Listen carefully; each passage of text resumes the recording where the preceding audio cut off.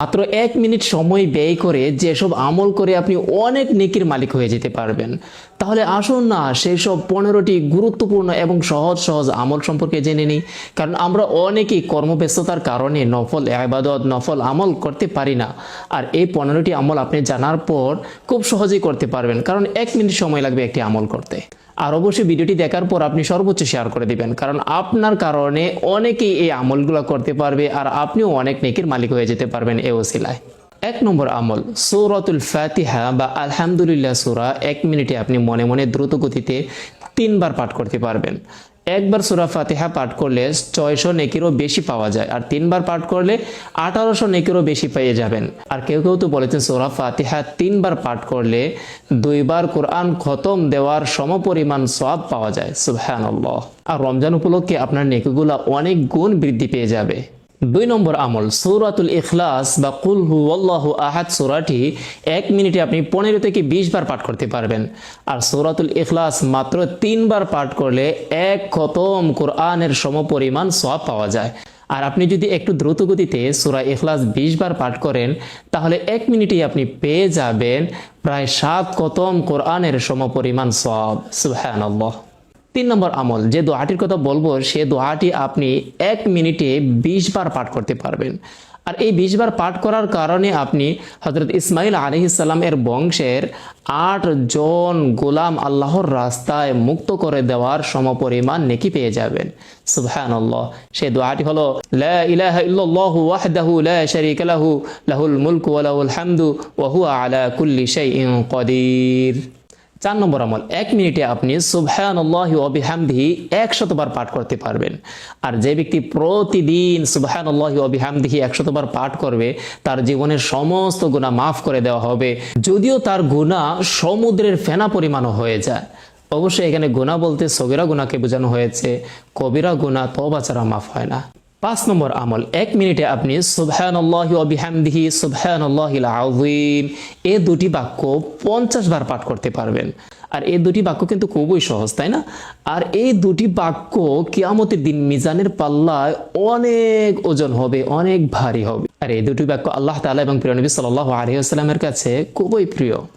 6 নম্বর আমল, 1 মিনিটে আপনি লা হাওলা ওয়ালা কুওয়াতা ইল্লা বিল্লাহ কমপক্ষে 40 বার পাঠ করতে পারবেন।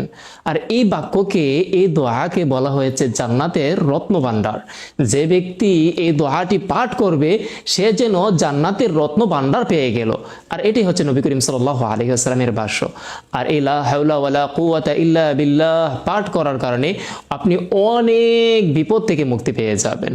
7 নম্বর আমল, লা ইলাহা ইল্লাল্লাহ এই তাওহীদের কালিমাটি আপনি 1 মিনিটে 50 থেকে 60 বার পাঠ করতে পারবেন। আর এই কালিমা যে যত বেশি পাঠ করবে তার ঈমান তত বেশি বৃদ্ধি পাবে, তার ঈমান তত বেশি মজবুত হবে। আর এই কালিমা পাঠ করে যে ব্যক্তি মৃত্যুবরণ করবে সে বিনা হিসেবে জান্নাতে প্রবেশ করবে। আর আপনি যখন এই কালিমা বেশি বেশি পাঠ করবেন তখন আমি গ্যারান্টি দিয়ে বলতে পারি আপনার মৃত্যুর সময় এই কালিমা নসিব হবে। এই কালিমা পাঠ করে আপনি মৃত্যুবরণ করতে পারবেন ইনশাআল্লাহ। 8 নম্বর আমল, 1 মিনিটে আপনি আল্লাহ তাআলার কাছে 100 বার ইস্তেগফার ক্ষমা প্রার্থনা করতে পারবেন। আস্তাগফিরুল্লাহ আস্তাগফিরুল্লাহ আস্তাগফিরুল্লাহ। আর এই ইস্তেগফারই হচ্ছে আপনার জীবনের সবচেয়ে মূল্যবান জিনিস, কারণ আপনি যখন আল্লাহ তাআলার কাছে ক্ষমা প্রার্থনা করবেন তখন আল্লাহ তাআলা আপনাকে অবশ্যই ক্ষমা করে দিবেন। আর আপনার দুনিয়াতে থাকা অবস্থায় রিজিক বৃদ্ধি করে দিবেন, আপনার সমস্ত কিছু সহজ করে দিবেন, আর মৃত্যুর পর আপনাকে জান্নাত দান করবেন। সুবহানাল্লাহ।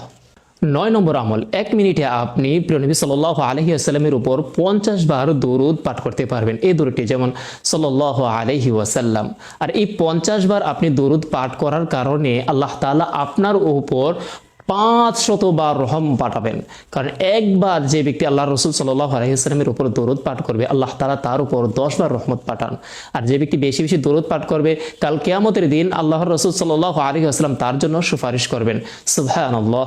আর যখন আপনি গুরুত্ব সহকারে নিয়মিতভাবে বেশি বেশি দরুদ পাঠ করবেন হয়তোবা কোনো এক রাতে প্রিয় নবী সাল্লাল্লাহু আলাইহি ওয়াসাল্লামকে স্বপ্নেও দেখতে পারবেন। 10 নম্বর আমল, আপনি টেলিফোন যোগে আপনার আত্মীয়তার সম্পর্ক রক্ষা করতে পারবেন। যেমন ফোন দিয়ে তাদেরকে জিজ্ঞেস করলেন, তাদের ভালো মন্দ খোঁজ খবর নিলেন, আর এতে আপনার আত্মীয়তার সম্পর্ক রক্ষা পেয়ে যাবে আর নবী করিম সাল্লাল্লাহু আলাইহি ওয়াসাল্লামের সুন্নাত আদায় হবে। 11 নম্বর আমল, আপনি ফজর এবং মাগরিবের নামাজের পর আল্লাহুম্মা আজিরনি মিনান নার এই দোয়াটি 7 বার পাঠ করতে পারতেছেন। আর যে ব্যক্তি এই দোয়াটি 7 বার পাঠ করবে, আল্লাহ তাআলা তাকে জাহান্নামের আগুন থেকে মুক্তি দিবেন ইনশাআল্লাহ। 12 নম্বর আমল, 1 মিনিটে আপনি আল্লাহ তাআলার কাছে 40 থেকে 50 বার জান্নাত চাইতে পারবেন। যেমন আল্লাহুম্মা ইন্নী আসআলুকাল জান্নাহ। প্রিয় নবী সাল্লাল্লাহু আলাইহি ওয়াসাল্লাম বলেছেন, যে ব্যক্তি 3 বার জান্নাত চাইবে তখন জান্নাত সরাসরি আল্লাহ তাআলার কাছে দোয়া করবে, হে আল্লাহ এই ব্যক্তিকে তুমি জান্নাতে প্রবেশ করাও। সুবহানাল্লাহ। 13 নম্বর আমল, যে আমলটি করলে জান্নাত আপনার জন্য ওয়াজিব হয়ে যাবে, সে আমলটি হলো আপনি মাগরিব এবং ফজরের নামাজের পর মানে সকাল সন্ধ্যা কমপক্ষে 3 বার রাদিতু বিল্লাহি রাব্বা ওয়া বিল ইসলামি দীনা ওয়া মুহাম্মাদিন সাল্লাল্লাহু আলাইহি ওয়াসাল্লাম নাবিয়্যা এই দোয়াটি আপনি পাঠ করতে পারবেন। আর এই দোয়াটি যে ব্যক্তি সকাল সন্ধ্যা কমপক্ষে 3 বার পাঠ করবে তার জন্য জান্নাত ওয়াজিব হয়ে যাবে। সুবহানাল্লাহ। 14 নম্বর আমল, 1 মিনিটে আপনি সালামের প্রচার প্রসার করতে পারবেন। কারণ কোনো মুসলমান আপনার সাথে যখন সাক্ষাৎ করবে তখন তার সাথে আপনি সালাম বিনিময় করলেন, আসসালামু আলাইকুম ওয়া রাহমাতুল্লাহ। আর যখন সে আপনাকে সালাম দিবে তখন আপনি সালামের উত্তর ওয়া আলাইকুমুস সালাম ওয়া রাহমাতুল্লাহ বলতে পারলেন। আর এজন্য আপনি অনেক নেকির মালিক হয়ে যাবেন। 15 নম্বর আমল, 1 মিনিটে আপনি মেসওয়াক করতে পারবেন। আর এই মেসওয়াক হচ্ছে প্রিয় নবী সাল্লাল্লাহু আলাইহি ওয়াসাল্লামের সারা জীবনের সুন্নাত। যখন আপনি মেসওয়াক করবেন তখন প্রিয় নবী সাল্লাল্লাহু আলাইহি ওয়াসাল্লামের সুন্নাত আদায় করলেন। আর এই মেসওয়াক করে আপনি যে আমলটাই করবেন সে আমলের নেকি, সে আমলের সওয়াব অনেক গুণ বৃদ্ধি পাবে ইনশাআল্লাহ। তো আপনি এই 15টি আমল করুন আর শেয়ার করে সবাইকে জানিয়ে দিন যেন তারাও এই আমলগুলো করতে পারে।